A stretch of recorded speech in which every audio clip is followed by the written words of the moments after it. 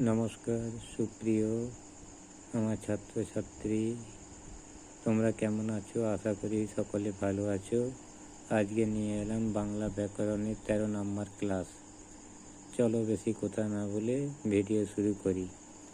প্রথমে হচ্ছে 5টা সন্ধি বিচ্ছেদ: মুলুক, উদ্যান, ইতস্তত, বনস্পতি, দিগম্বর।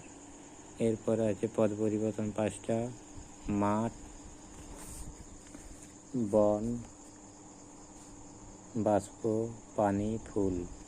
এরপরে আছে 5টা লিঙ্গ পরিবর্তন: মেম, কবি, চাকর, আয়া, হরিণ। ওকে। এরপরে আছে বিপরীত শব্দ 5টা: এটা অনুকূল, উত্তম, সকাল, হাসি, বাধা। এরপরে আছে সমার্থক শব্দ: চাঁদ, হরিণ, সূর্য, পৃথিবী, জল। এরপরে আছে বাক্য সংকোচন বা এক কথায় প্রকাশ।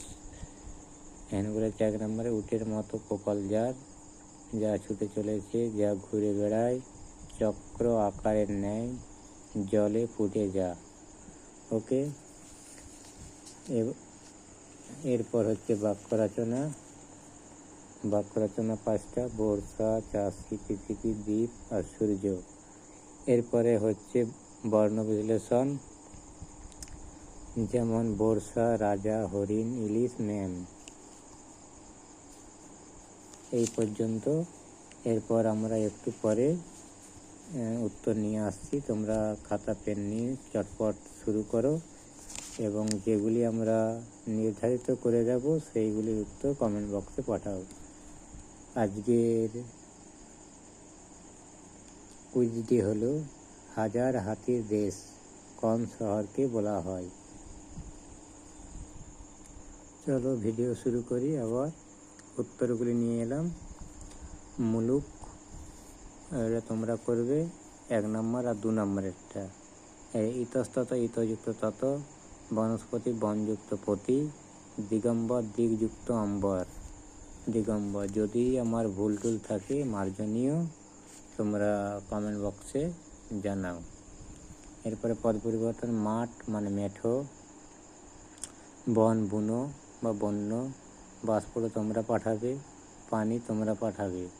কমেন্ট বক্সে দ্রুত পাঠাও। ফুল, ফুলেন, ফুল থেকে ফুলেন। এরপরে হচ্ছে লিঙ্গ পরিবর্তন।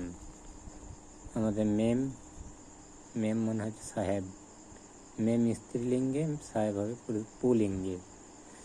এর কবি তোমরা লিখে পাঠাও। চাকর, এটা চাকরানি হবে চাকরানি। এটা আয়া, এটা খানসামা। হরিণটা তোমরা পাঠাবে। আমি এটা যেহেতু বলে দিয়েছি, এটা তোমরা পাঠাবে। ওকে।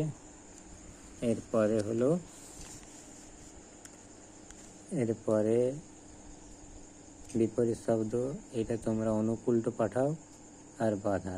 হাসি মানে হচ্ছে কান্না, সকাল, সন্ধ্যা, উত্তম, মধ্যম। বললাম 3টে, তোমরা 3টে পাঠাও।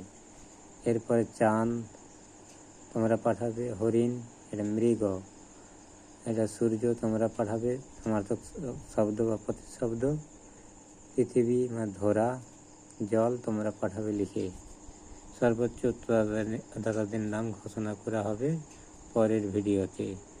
উটের মতো কপাল যার, এটাকে বলা হয় উটকপালি, যা ছুটে চলেছে। এটা আগের ভিডিওতে ছিল, আমি ডিসকাস করেছি। তোমরা দ্রুত লিখে পাঠাবে।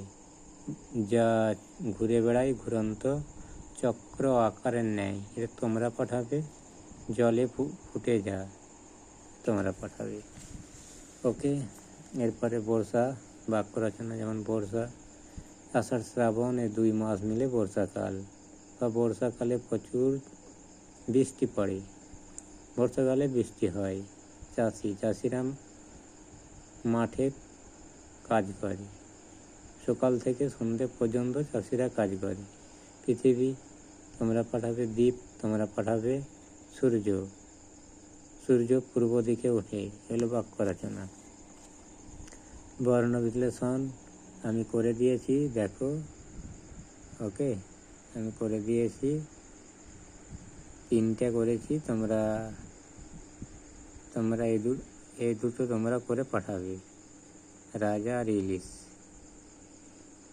আগের ভিডিওর সর্বোচ্চ উত্তরদাতা হলো মহিমা, সনাতন আর চাঁদপুরের রাজকুমার।